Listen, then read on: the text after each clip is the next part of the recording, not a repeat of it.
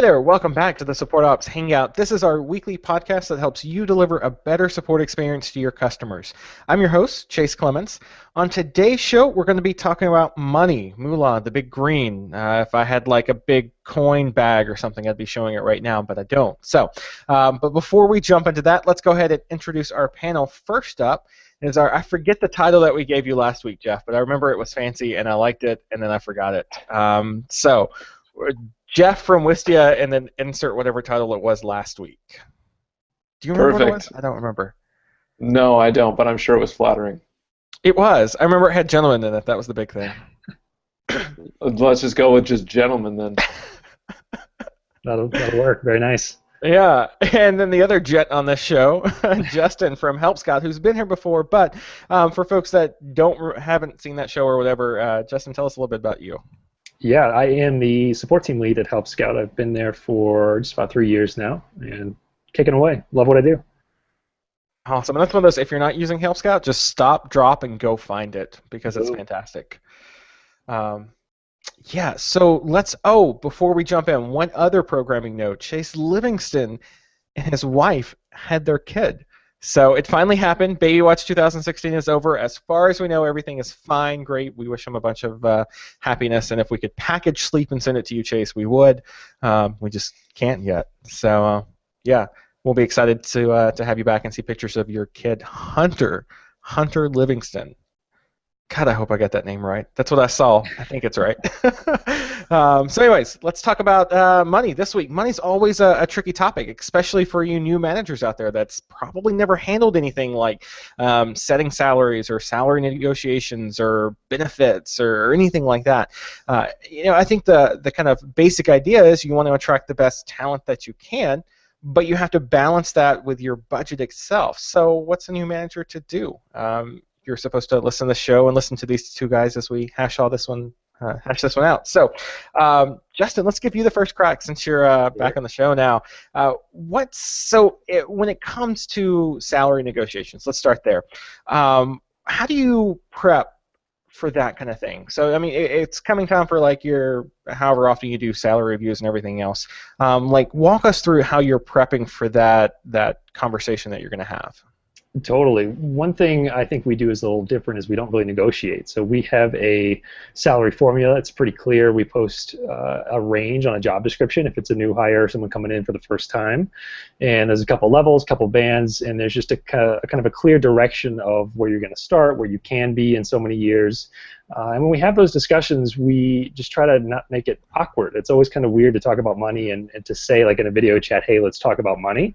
But at the same time, once you start with that, you kind of get used to that. It's like, hey, next one-on-one, we're going to talk about money. Let's open up the salary formula. Let's talk about where you are now, what you need to do to get to the next level in the formula, where we're at, areas for improvement, that whole conversation. So it just helps to just whether it's a Slack ping, whether it's an email, whether it's just off the cuff, just give the person, both you and the person you're talking to, some time to think about it and just have the combo instead of being all awkward. Yeah, so with Buffer, and I wish Carolyn was here for this one, but I think she's still at that meetup. Buffer obviously makes everything public. That's one of those where you can go to their salary page. I think they even have a dedicated website for it now, and look at anyone's salary. You can figure out your own salary with their formula. So obviously the formula idea here is pretty popular. If I'm a Help Scout employee and you and I are having this conversation, obviously I know the formula. Do I know how that pertains to other people? So, would I know how much John Doe is making too? Not at all. Not at all. No, it's not that. It's not Buffer level transparent, but everyone on the team can see. We kind of break it up into, design, marketing, maybe it's engineering, and then maybe support, administrative, stuff like that.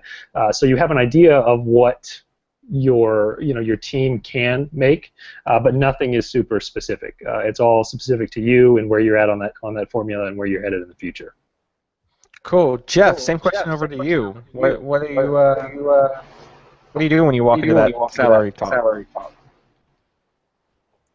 This feels like one of those episodes that needs to be opened with your mileage advisory.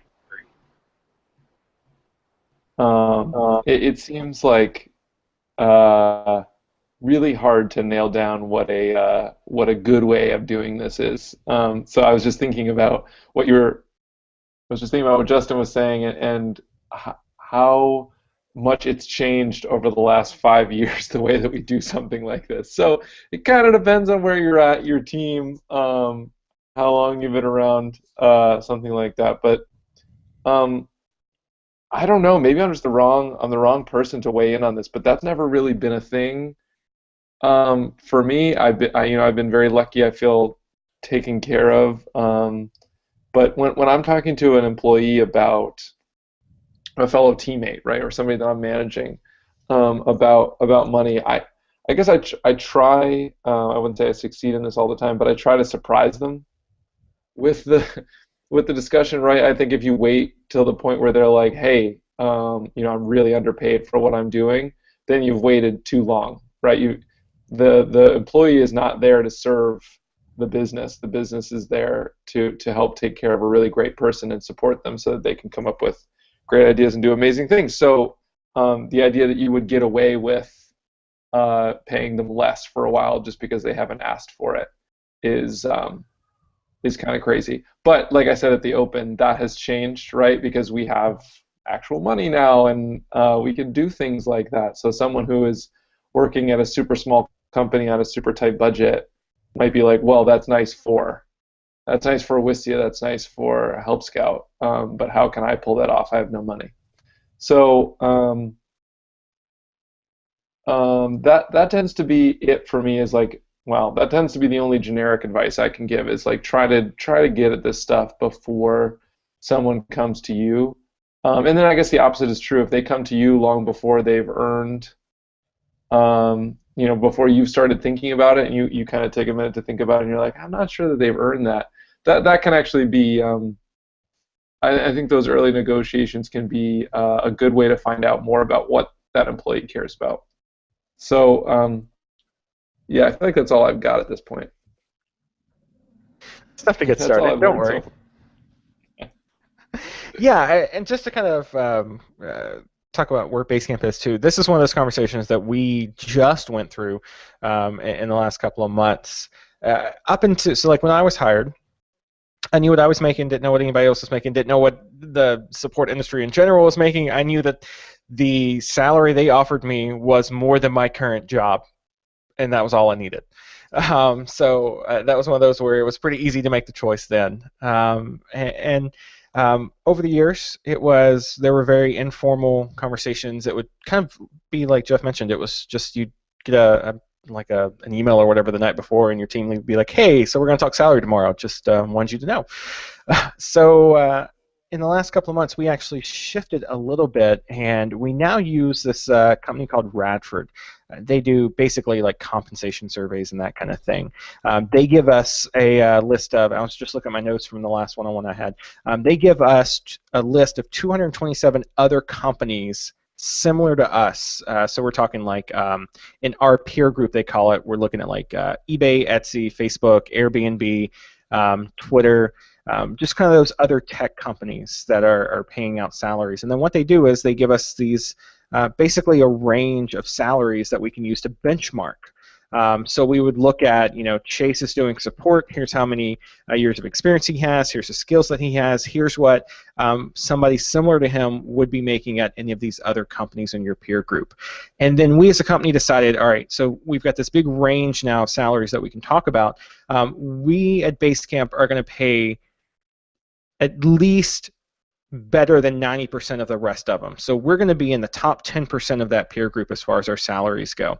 And we're going to pay according to Chicago kind of market prices there. So, obviously if you're living in like San Francisco, a Chicago salary would not go quite as far as like me living in a small little southern town where my salary goes farther than that. So with us, I can, like, that lets, I was trying to think of a good way to phrase it. That lets me trust that I'm not being gypped when it comes to money. I think that's the first thing that a lot of people are afraid of, right? Is your company just looking out for its best interest, or is it looking out for you, like Jeff mentioned? So by saying, here's the numbers that we're looking at, here's the salary across the board at 227 other companies in our peer group, you can kind of get an idea and an understanding of this is what for lack of a better word, this is what my market price would be if I was at a different company.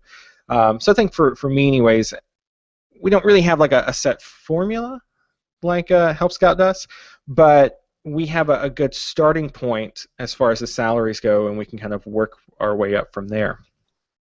Chase, can you talk for a second about how you decided on the 90% number? Like, how was that driven by Jason, or how did that happen? Yeah, so that's one of those where we actually had this like big long Basecamp thread about it because everything's in Basecamp. That's what we wanted. Anyway. Basically, Jason and David sat down and they said initially that it was going to be an 80% mark, that they were going to outpay 80% of all the other companies in our peer group. So if the I don't know, like let's just take an easy number here. If the salary across everything was 100K for the year, then we were going to pay at least 80,000. And then we kind of looked at some more and said, the numbers that we're seeing now, we can actually bump that number to 90%.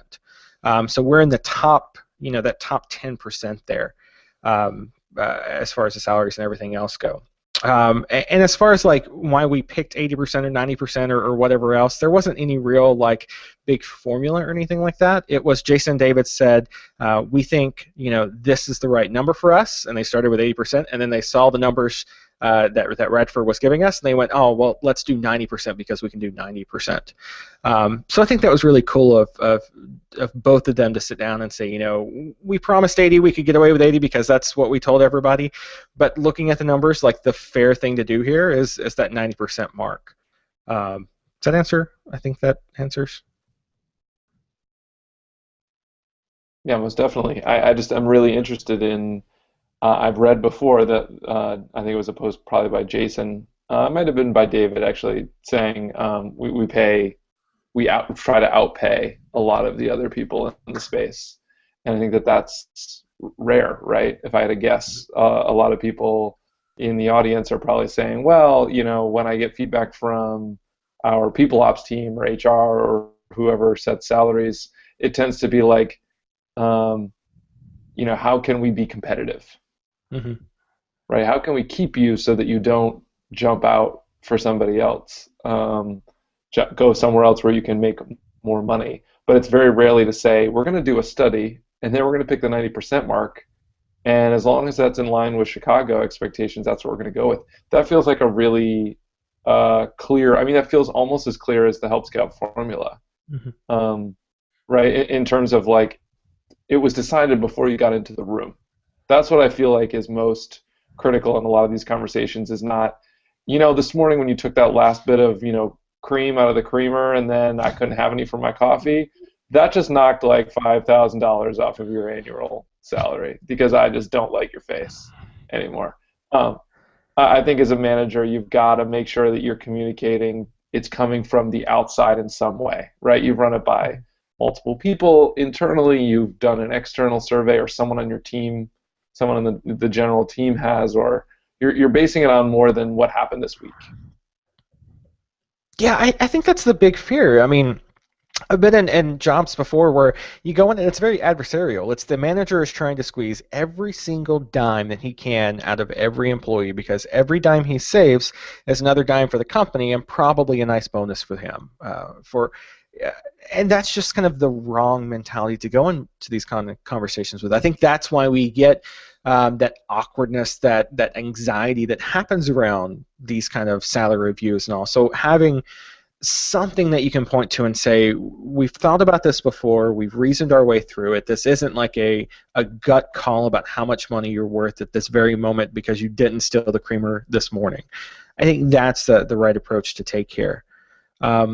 What about, a lot of times, so I should point out too, and I want to hear what you two gents think about this. There are going to be, especially when you're a startup, there are going to be budget constraints. That just is what happens. It was several years with Basecamp before any of the initial folks could take a salary, much less like a good salary. So what do you do in those situations? Is it just the promise of like salary like an increase down the road? So like Justin, early days of Help Scout, like how did you bring people on when you don't have like some massive VC funding kind of situation where you've just got money coming out the wazoo? Yeah, I think part of that is just brand fit and where you want to work, and do you really believe in the company that you're wanting to work for? Are you behind the product? Are you in love with the product? How do you feel about the leadership team? What are the track records in the past? Looking at some of that stuff. So for us in the early days, even now the salary formula has changed every year. We do research. We go above and beyond. The people ops team is just fantastic at really drilling down and talking to the people and making that better. But in the early days, there was just always a kind of a discussion around, we want to make this better. It's kind of the same discussion you have around benefits. Like every year, I think I saw that Basecamp benefits post that Jason posted, and that was kind of a Slack discussion topic for a few days. Like, wow, look at all this stuff, and it's always nice to look at salary, I think, from that same perspective. Are people leadership? Are they saying it's going to stay the same? Again, just come back and talk about those things ahead of time, and like Jeff said, don't just let it get to the point where people are wondering if it's going to change. Just have the discussion. Yeah, Jeff, was it the same with Wistia? I mean, Wistia's been around for a minute, but I mean, in the early days, I imagine, money's tight in any startup. Yeah, that's right. I'm pretty transparent with the fact that the first offer that I took was not what I make now, and not what I would possibly expect someone to live in Boston now on. I wouldn't feel comfortable extending an offer like that to somebody, let alone somebody with the business school loans that I was trying to pay off at the time. But yeah, it's about trajectory. You just really loved Wistia for all that, huh? Yeah, it is. I saw an amazing trajectory in front of us, and that had me really excited about it. One of the things that this is probably against every hiring thing you'll ever read as an interviewee, but one of the things that I operated under, and that I've operated under as an interviewer for 5 years now, is if I meet somebody and in their first interview they're asking how much does this pay, it's probably not going to work out. We're still not in a place where, and maybe this is what Justin was getting at with like they don't negotiate. We're still not in a place where if somebody comes to us and says, I'm being offered 2 times, 3 times at this, 2 or 3 times what I'm currently making at this other company, and I want you to match it, that's something that we're in a comfortable position to do, right? That's a practice that we're excited about. And I've talked to friends in other industries who that's very common. It's totally common. You kind of put yourself on the market just to see what you could get somewhere else, and then your employer matches. That's never really been it for us. I feel like it's because, for a lot of people, it's about the opportunity and the work, and not necessarily the salary. I hope that to be true moving forward, and that's why, it's not that we skirt the issue. It's that if somebody in their very first interview is saying, now how much is this going to pay me? Can you get specific? Can you go up a little bit more in the first interview? It tends to mean it's not going to work out. Yeah, I think that's a fair assessment. It's one of those where presumably you've done a good job with the job posting itself, listed some kind of salary range on it, so you go into the conversation knowing kind of what your salary would be like there. I think I've seen job postings. I know HelpScout does. I think I've seen a couple of Wistia ones where there's a salary range on there. At Basecamp, there's a starting salary on it. So at least you go in knowing, like, all right, this is a job that if I get the starting salary or the lower range of the salary, I know I can make that work. So yeah, I think that's the same thing I would echo with Basecamp too. It was, when in the early stages of any startup, with any new business, you're not going to be able to offer the salaries that you will, 5 years down the road, 10 years down the road. So you just kind of keep that's part of the business that grows. Salaries grow, benefits grow, that kind of thing. I've been with Basecamp almost for 5 years now, and I've seen my salary go up, and I've seen benefits go up, which is really nice. Which is kind of the second kind of equation here. We always talk about money and salary and all that, but benefits are just as big a point here. With Basecamp, and I'll make sure to put this in the show notes because Justin mentioned it earlier, we've got a Medium post that outlines all the benefits that we get. Those are the set benefits. Those aren't like cash transferable. So like we get money for co-working every month. We get money for a CSA every month. We get a health benefit every month.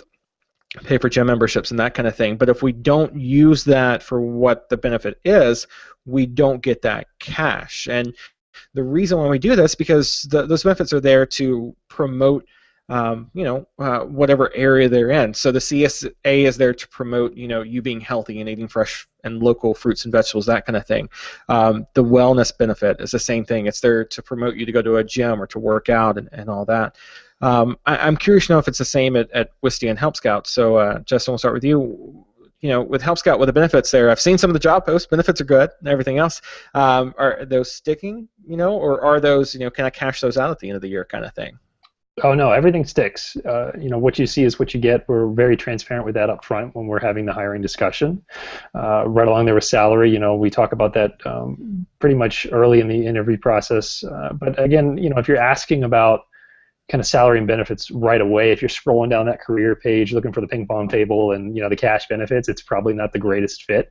And we've gotten to a point where we're pretty good about picking up on those. Long term, like you said, benefits change, and if you're in it just for the benefits, I think there's more of a culture fit kind of question mark to add there. But no, we've got great benefits, and I say this when we talk about hiring and doing support specifically. Most support positions have a super low entry, low pay.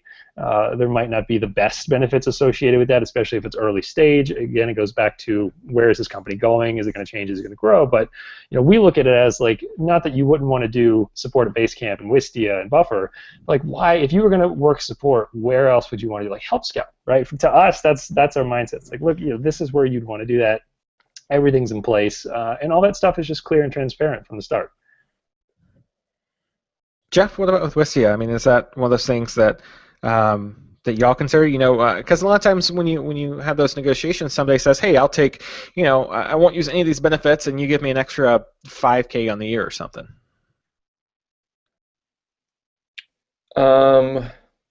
No, I don't think so. I mean, again, I've never asked for that. No one's ever asked me for that, so I never had to get the answer for that. But no, I don't think so. I think we have had some people who have had other things going on in their life when they started, and so they may have taken like a contractor position, which meant that they got paid more but didn't get any equity in the company or something like that.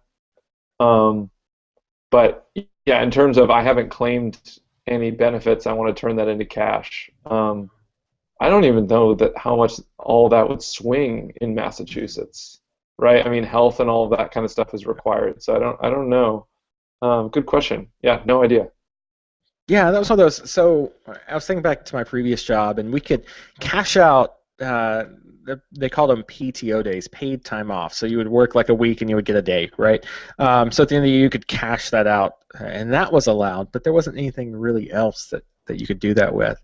Yeah, and just kind of to wrap things with the benefits, I think one of the big questions we kept saying when we were doing the listener survey last year was managers afraid of people abusing those benefits. So let's go with a lot of times you see like unlimited vacation, or you'll see take as many sick days as you need, that kind of thing. So Jeff, we'll start with you on this one. How do you keep people from abusing those kind of unlimited benefits? So if you've got unlimited vacation days, unlimited sick days, that kind of thing, how do you keep employees from just being like, oh yeah, it snowed outside, so sick day? I feel like we have a binary situation. There are people who don't take advantage of it, and I don't think if they do take advantage of it, it's still in the long-term best interest of the company, right? Like, yeah, what do you mean by that? It's snowing out today. It's snowing out today, and I feel like hot garbage, and I've been working my butt off. I'm going to take a personal day. And that even if you get the sense that people aren't like sick, as in they don't have the flu, but they just really need a down day, every time that's happened, I'm like, you know what, that person actually really needs that. They really need that.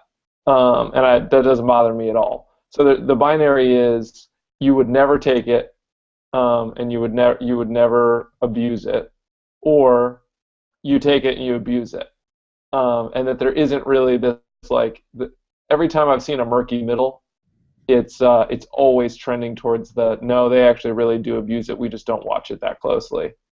Um, so I think that I mean this goes back to like how do you empower employees and get them bought into the mission, right? How do you take your team and get them psyched about the work that they go and do, the problems that they're tackling. Like if they're working on challenging stuff that lines up with their long-term interests, they're getting feedback and they're getting a sense of growth all the time, that people just suddenly stop getting sick.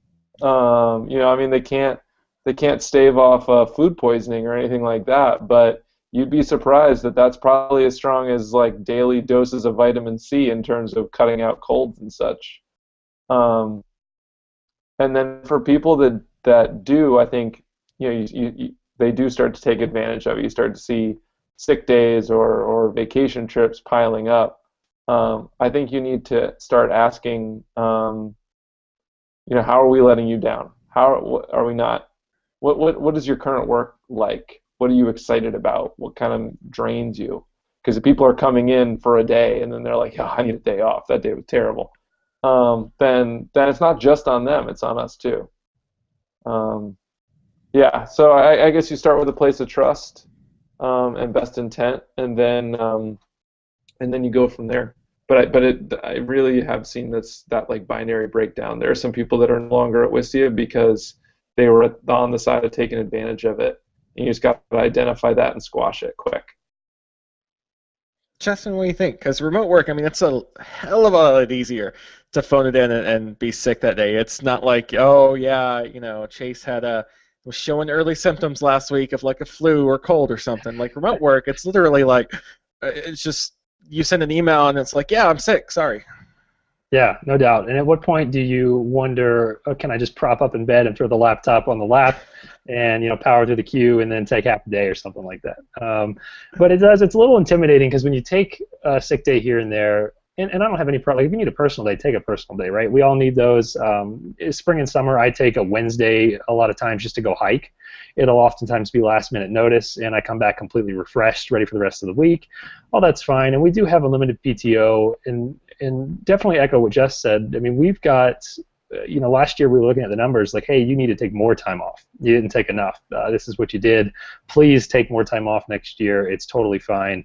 Let's wing it.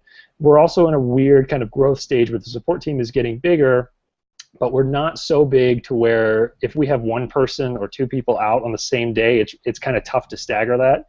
We really feel it in the queue if we've got multiple people out. So we have to be a little careful with when we say yes to, sure, go. But for the most part, it's super flexible. There's rarely a conflict with it, and I think people should take more time off. We're all kind of in this habit of Slack is lit up, you see everyone's on, and when you work at home, it's easy to just want to work all the time, and you got to just find a way to disconnect. Yeah, I think for what I've seen, at least with the team at Basecamp, it was never like people abusing sick time or family time or time off or whatever, those kind of things. It was always the flip side. It was you're not taking enough time off. You're not, like your entire last year you took a week off total, and that's just not healthy. I mean, even when you were sick, you were, like Justin mentioned, you grab the laptop and work from bed for a minute just because you feel this sense of like I need to be there kind of thing. And that's one of those things where even so I've been doing this, like I said, for 5 years. I still feel that sometimes, especially if like we're short that day or if I know we're going to be tight that day and I wake up and I feel like crap and I have a headache. It's still, oh, let me just like bust through a couple of emails. That's going to help out the team. I can then put the computer down. I mean, it's not really working if you're working from bed with like coffee beside you, that kind of thing. And it's just that's abusing benefits, or I guess abusing the lack of taking benefits. However you want to look at that. That's the same kind of problem. So one of the things with Basecamp that we did, obviously not something you can do as a startup. You've got some budget concerns there. But one of the things that we did was instead of saying you've got unlimited time off, we say we want you to take, on average, 3 or 4 weeks off And to make sure that you take at least like a week off, one of the gifts that Jason and David give out every Christmas is a paid-for vacation. So, they take, Andrea, our amazing office manager, takes care of booking the hotel, the the flight, whatever, you know what I mean, flight tickets, air tickets. God, that's just. Side note, this is what happens when you run on like 3 hours of sleep with a newborn. Sometimes words don't come out right. But Andrea takes care of like all the stuff that would go into planning the trip. And we found that when doing that, people actually take time off because they're not like thinking about how just much mental stress and whatever is going into planning a vacation. So that's one of the ways that, by offering that vacation benefit every year, we make sure you're taking time off. So I think you need to watch that. You need to watch for people on one side abusing the benefits that you offer, but on the other side, them not taking advantage of all the benefits that you offer, if that makes sense. Totally, and I think you made a good point about having just clarity around time off. We do the same thing with an internal article, talks about the process, talk to your manager, leave a note, be as specific as you want. You don't have to be. But then there's that we think X amount of weeks every year is good. And I think that just helps when you're coming from you have an unlimited, well, what is unlimited? Do you have people who are taking week after week or every other day or whatever that looks like, kind of abusing it, or do you have people who are not taking that time off, maybe they're saving it up, whatever, but having some type of boundary like, hey, 2 to 3 weeks, 3 to 4, 4 to 5, whatever that might be, I think helps when people go and actually put that request in. Yeah, definitely. All right, so gents, that's all the big stuff I had for this one. Last thoughts? Anything you want to throw in? I got nothing. I mean, Jeff we had had that that look, one-on-one. so I wanted to stop for a minute. I'm thinking. Well, we had that one-on-one episode a few weeks ago, Yeah. and I think that's really feeds into this as well. That when you know the other person really well, the money conversation tends to not be that scary anymore. If you're just flying by night, you're just showing up every once in a while for a one-on-one, trying to get through it, not really paying attention. When the teammate has to bring up, hey, like, I really think that I might be due for a raise here, you're like, whoa, totally shocked. But if you know them a little bit better, you know what's going on in their life, you know that maybe they just recently had a kid, or they've been working with you for years and have never asked for anything like that, or they just recently took on a whole bunch of new responsibility. Somebody above them left or something, and they're working on some new stuff. Like, it really helps to know the person and know the context, the season in life they're working out of, that all that kind of stuff, so that you can get ahead of all that stuff. The person doesn't have to be put in that weird position of asking for it and of asking for more money. And for me, every time I've given someone a raise, first of all, it's like the best thing ever. Like, I cannot think of a better day than the day that I get to give a whole bunch of people raises at once. Please tell me that when that happens, like you do the whole Oprah thing, like you gather everybody and it's you get a raise and you get a raise. Yes, just like that. It's just like that, Chase. So however you want to construct that in your mind, that's exactly what it is. When we have had stuff like that, I try to make a thing out of it. I'll put together some slides, I'll get them in a room, and I'll talk them through why they're getting it. And it's never because, you've been here a long time, and it's never because you asked for it, or I read between the lines, I saw that you asked for it. It's always because you're kicking ass. You're working really hard on the right stuff. You're asking tough questions. You're helping your teammates out. And that's the kind of behavior that we really want to reward. That's the kind of stuff that we want to hold up and say, like, this is why we're here. And that makes it fun. So try to do. I just would encourage people to do that because you'll feel great. Yeah, it's a culture. And if you don't, you're heartless. And you don't like fun and you don't like Oprah, so yeah. But it's a culture moment, right? It's for so many companies, salaries are so tight-lipped, and you can't talk about it between people, and you can't talk about benefits, and there's so much. It's like skull and bones, kind of cloak and dagger kind of stuff at times. But this is a culture moment. This is a chance for the company to say, here's what we think how important support is. Here's how important we think design is. Here's how important we think you are. And giving salary raises or benefit increases and all that, that's a chance to reinforce that the company, that the leadership actually cares about you. And I think that when you know your leadership cares like that, that you don't really get any of that weird, awkward anxiety kind of stuff around salary talks. I mean, with me, I never have a feeling that Jason David or anybody else is trying to jip me out of money. I think that they actually care about me and the team and want to see us succeed in both work and life.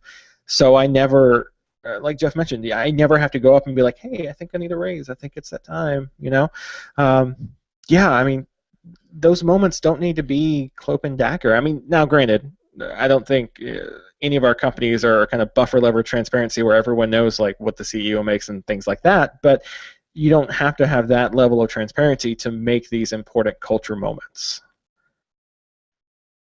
So that's what we think. Hit us up, supportops.co, click that red message beacon, proudly provided by Help Scout. Let's plug that in right now. It's going to be in the lower right corner. You can send us a message that way, or hit us up on Twitter @supportops. Let us know how your company handles the salary talk and benefits and all that kind of thing. So that brings us to my favorite part of each and every week.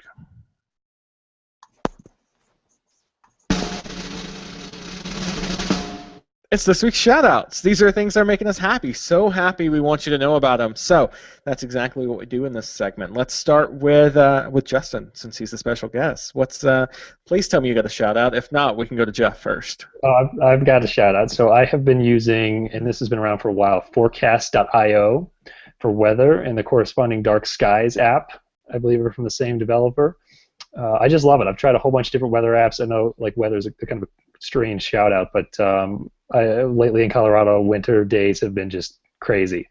So having the alerts on the phone, they're really, really accurate. The UI is fantastic. It works. It works. I don't have to mess with it. I don't have to change any settings. It knows where I am. It's just there. Love it. Love it. Jeff, yours. I have to shout out Quip.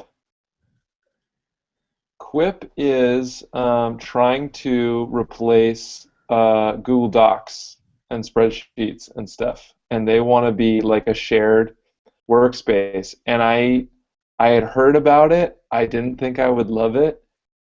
I still don't know that I love it, but I will say that I like it, and I will say that the key benefit is, if I had to pitch it to somebody else, it's like Google Docs and spreadsheets without losing all your Google Docs and spreadsheets. So every time someone emails you and they're like, hey, I want you to take a look at this spreadsheet, and you're like, oh, I better keep this email because how the heck else am I ever going to find this doc or spreadsheet that someone has shared with me? Well, Quip, if I had to guess, started with the idea that they hated that experience, and so now they try to organize things. It's very similar to the way that that Wistia approached the challenge of, you don't want just a junk drawer full of video content. You want to be able to put it into folders, which we call projects. And Quip has that same concept. So I fell in love with that pretty quickly. Yeah, check it out. Quip.com. No idea if that's their address, but Chase will look it up for me. Yeah, I just looked it up to make sure, and it is Quip.com. So, yeah, and since you did have that Help Scout there, I will say Wistia, just to prove how awesome that whole project folder thing is. Customer today wanted a link to a video that's an in-app video that there's not a real easy way to get to a link from inside Basecamp. I had no idea where it was in our Wistia account. Went in, found the project, the folder that I figured it was in, and it was right there. It was amazing. If I had to do that in something like YouTube or something like that, I would have spent a good 10, 15 minutes trying to find that and then given up at the end of the day. So yeah, those little things, I mean, gotta love them. Yeah, my shout out is, ironically enough, also a weather app. I don't know why that was the theme kind of this week. So Jeff, what's your weather app so everyone knows? I think Weather Underground. My wife installed it on my phone. I like that one. That's a good one. Yeah, so I use one from a current designer and then a programmer that used to be at Basecamp, Jonas and Trevor. It's called Hello Weather, so it's helloweatherapp.com. same thing that that Justin was talking about. It uses that Forecast.io API, if I'm not mistaken, and gives us gives a really nice, clear, like, here's the weather right now. Here's what the weather is going to be in the next few hours. Here's what the weather looks like this week, kind of thing. Not a bunch of like big, fancy, complicated charts, graphs, and everything else. It's really clean, easy to use. I was using Dark Sky for a while, and then I got tired of having an app on my phone for that, so I uninstalled it and then went with Forecast.io and used that for a while, and then I wanted an app on my phone again, so I went with Hello Weather. So check that one out. I don't know about you guys, but we're supposed to get a big half-inch of snow tomorrow, so weather app, I mean, that's kind of the thing that I need right now to find out how much snow we're really going to get. It's a big deal. Yeah, I mean, come on, Tennessee, half-inch, that's Yeah. that's a snow day. That's my good calling point. it sick day. I'm going to get sick, and everyone thinks I'm not. Yeah. Anyway, so that's it. We'll have that and all the show notes up shortly. Supportops.co. Justin, thanks for being on the show. He kind of filled in at the last minute here, so I really appreciate Always a that. pleasure. Thank you so much for having me. Yeah. We'll be back next week with another special guest who I'm lining up. We're going to be talking about how transparent you as a manager should be with your team. Kind of a great kind of segue going from this week's topic and the next week's topic. So until we see you again for that episode, have an awesome week.